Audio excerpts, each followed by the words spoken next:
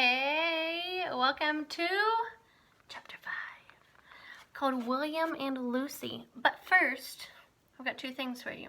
First thing, as promised, baby picture of Mrs. Myers. I showed you a picture of Mr. Myers when he was younger.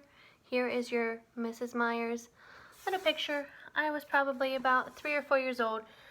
It was Christmas, and I was so surprised about the gift that I got. It was a Cabbage Patch doll.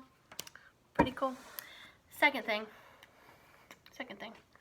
Look at this awesome tie-dye shirt. Shout out to Aubrey. She tie-dyed it for me, and we are matching. She has one just like it, and it is beautiful. I love it, and it's so soft and comfortable. I've been wearing it. It's beautiful. Thank you, Aubrey. Love it. Chapter 5, though, is called William and Lucy. Let's see what happens. If you remember last chapter, if you haven't seen it, go back and watch the last video. There was Teddy, who's the dog. He was barking at a closed door. The door opened, and a little boy looked out. Let's see what happens.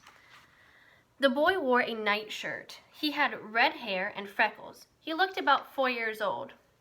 He rubbed his eyes sleepily. Then he saw Teddy. "Puppy," he said with a huge smile. He threw his arms around the little dog's neck. Teddy licked his face. "Come back to bed, William," a voice called from inside the room. "Come out," Annie shouted. "It's an emergency."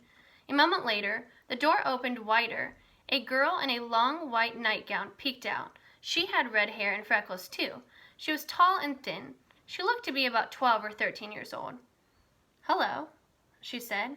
She put her arm around the little boy. "I'm Lucy O'Malley. This is my brother William." "I'm Annie," said Annie, "and this is my brother Jack. Get your parents and tell them to come with us," said Jack. Look at William and Lucy. And you can see Teddy in the corner. Lucy looked confused. "Our parents aren't here. They're in New York," she said. "We're on our way to them." "Listen, the Titanic has hit an iceberg," said Annie. "We'll take you to a lifeboat." "What do you mean?" said Lucy. "The ship is sinking," said Annie. "Look." She pointed to the water at the end of the hall. "Oh no," cried Lucy. "Don't be afraid," said Jack. "Just get your coats and your life belts. We don't have much time." Lucy nodded. Then she went back inside the room and came out with their things. Lucy pulled on her coat and her life belt.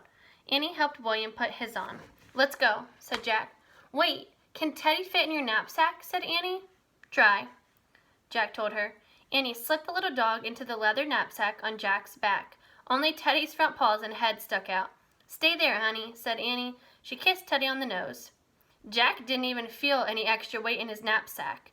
The little dog felt as light as air. "Wait, I forgot something," said Lucy. "We don't have time," started Jack.